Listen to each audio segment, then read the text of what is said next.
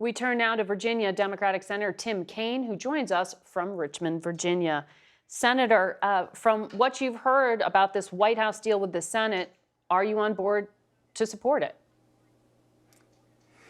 Margaret, I'm really appreciative of the work that Jim Lankford, Chris Murphy, and Kirsten Sinema have done. This is very tough. We haven't done immigration reform since 1986.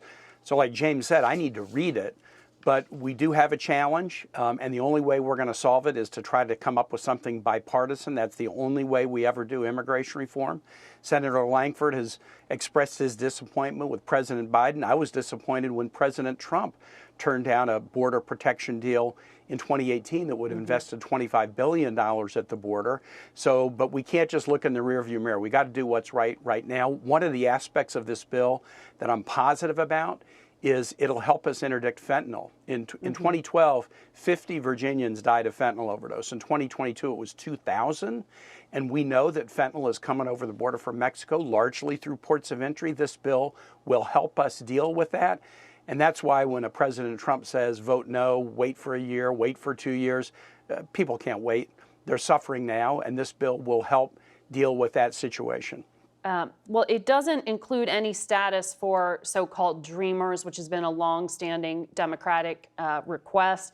And I know that during the Trump years, you said that asylum was a key value of the United States. Given that the Biden administration is looking to restrict asylum, are you comfortable with that? Look, this is a painful compromise. This is a tough bill. I wish it were an immigration reform bill and not just a border security bill. But the fentanyl issue is a crisis, and there are some aspects of what James described, which I'm really interested in getting into the details.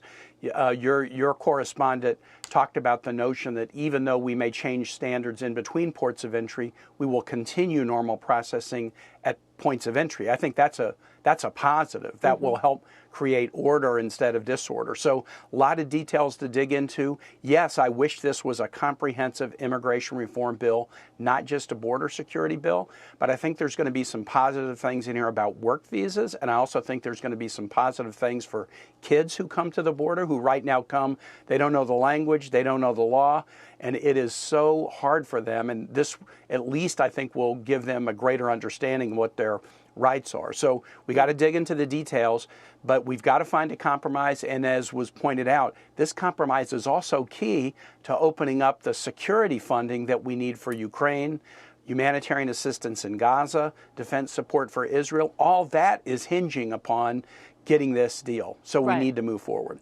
Right. And so, and to that point, Democrats control the Senate. Has Leader Schumer giving you any timeline here for when he might be able to move on all of this? And is there a plan B for Ukraine if this fails? Margaret, I think the timeline is Senator Schumer is let this border deal come together and then we'll move as quickly as we can. I think you're going to see the Senate move very quickly this week and next to have a vote on the overall package. And as you know, the overall package isn't just border in Ukraine, it's Gaza and Israel, it's Indo-Pacific aid, it's state disaster relief. It's a sizable package, and many components are very popular. But the two challenging ones have been the border Ukraine negotiation and the Israel-Gaza negotiation. If for some reason we can't find the border agreement, I don't think that dooms Ukraine aid, because I do believe votes are there for Ukraine in both houses.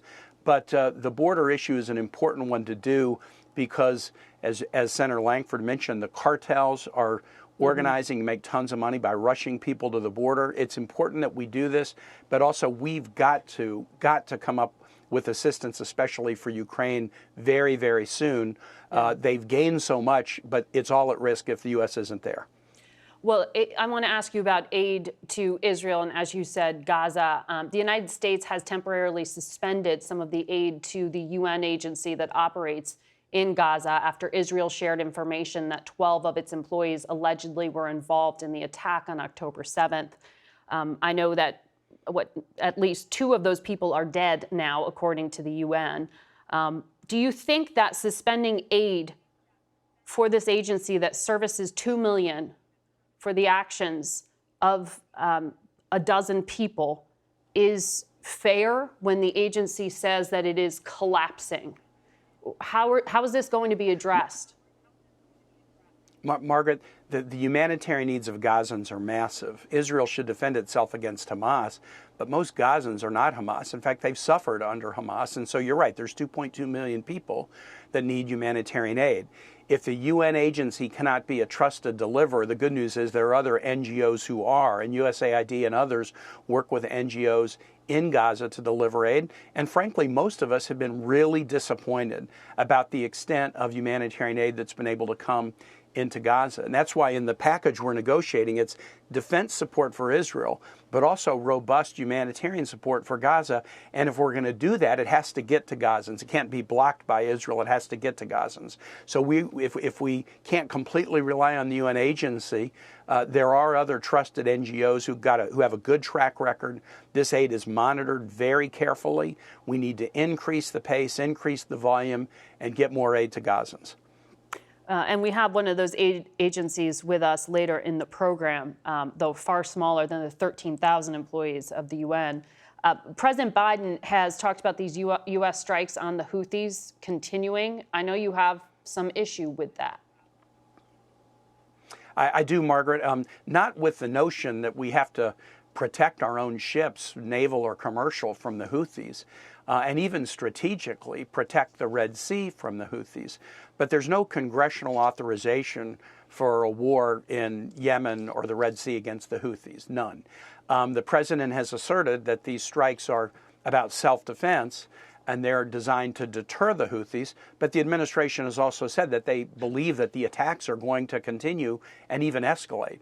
As you know, I'm from Virginia. We have a lot of people in harm's way in the Red Sea and the Middle East right now on this mission, and what they want to know is, what's the strategy, what's the plan for de-escalation? If the U.S. is going against the Houthis to protect shipping of other nations, what are other nations doing as part of this mission? That's why a bipartisan group of senators, we wrote the president this week and said, what is the strategy? How will we de-escalate? And what is the legal rationale that you are using when Congress hasn't authorized this military action? And this week, we're going to be digging heavily into those questions. All right. And we'll put some of those to one of our upcoming guests as well. Thank you, Senator, for your time.